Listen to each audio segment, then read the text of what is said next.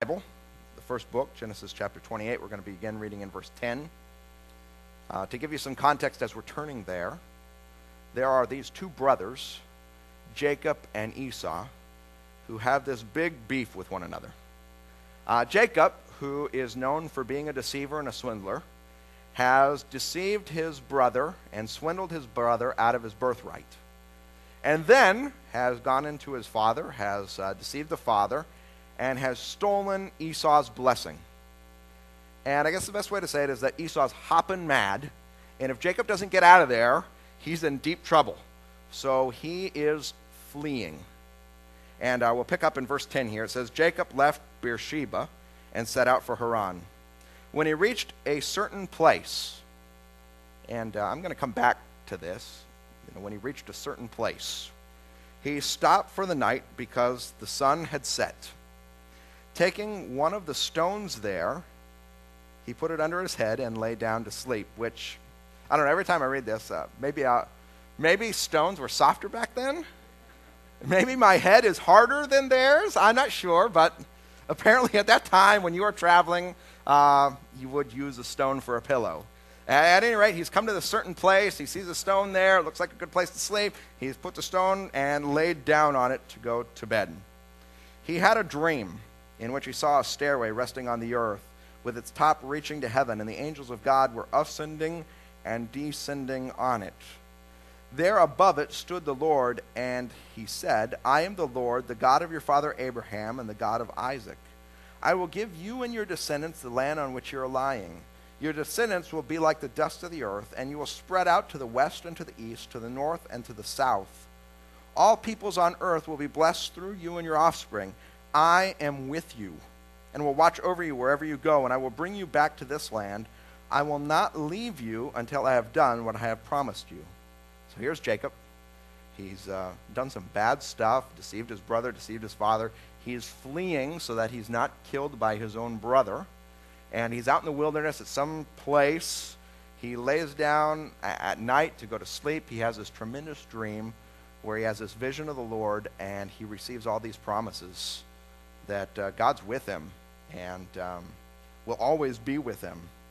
Verse 16 says, when Jacob awoke from his sleep, he thought, surely the Lord is in this place, and I was not aware of it.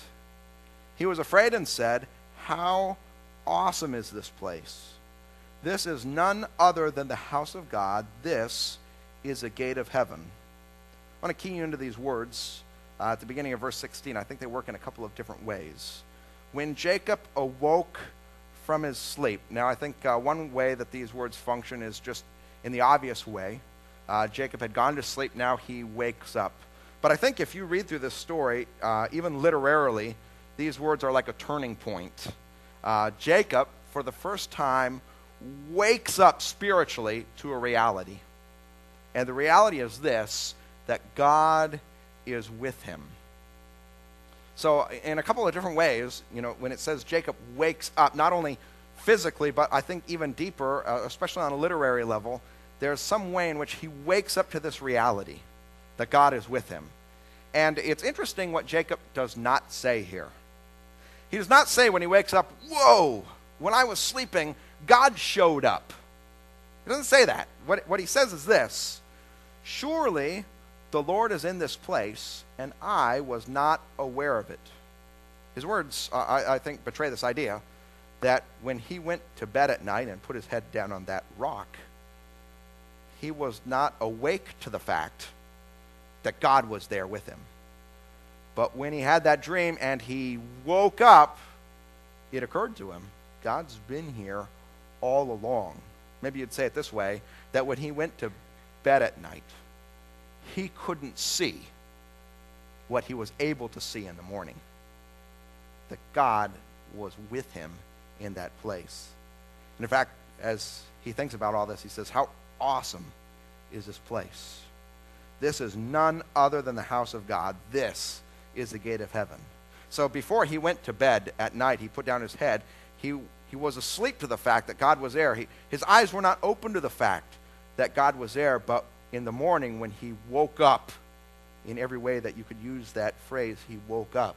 his eyes were open, and he saw for the first time that God had been there, had always been there with him. And he says, how awesome is this place? So there's this way in which his eyes were open. This last year, we get to the end of the year, you kind of think over the events of this last year, and I was thinking about, times in which maybe my eyes had been open to the reality of God's presence in my life. And one of the things that I guess I thought about this year, I spent a lot of time actually traveling this year.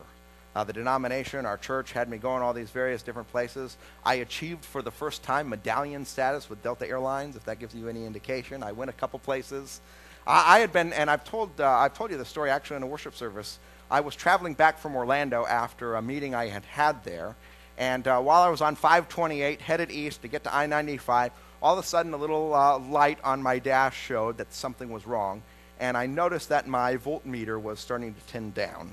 I thought, oh, this can't be good. So I actually called a friend who's connected with our church here, who's a mechanic, and he told me, bad news, Scott. Your alternator is done, and you are going to be stranded someplace. And I don't know if you've been on 528, but there is nothing. So I thought, wow, I got to find a good place to get stranded. It was hot out. It was like 100 degrees. It was late in the evening. It was a weekend. I had no idea how I was going to get home. I'm already thinking about all these things, wondering what's going to happen to me. And I figured, well, I better drive as far as I can and get to somewhere as far as I can. And as I drove, my clock went out. I turned off the radio, but all the indicator lights on the car went out. Every last accessory went out. And finally, the motor started to sputter, and I knew I was coming to an end. I had just gotten to a place. I pulled off. It was one of the first places I saw, and I pulled into an auto mechanic shop, and the car died just as I pulled in. It was amazing. As I went in, the first person to greet me was the pastor of a church across the street, who was like, hey, good thing you made it here. And I thought, you're right, it is. And within 45 minutes, this place, they had changed out my alternator, and I was back on the road.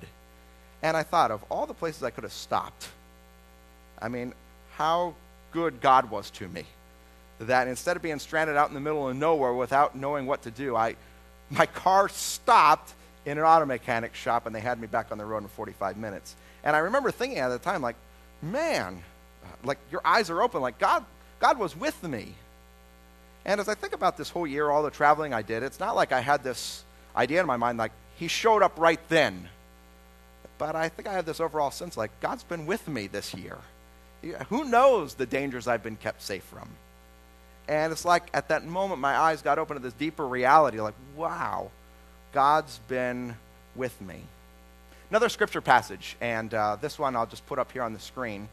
The context of this is Jesus is come into conflict with some of the religious leaders because he's been doing miracles on the Sabbath day, and they don't think he should be doing that.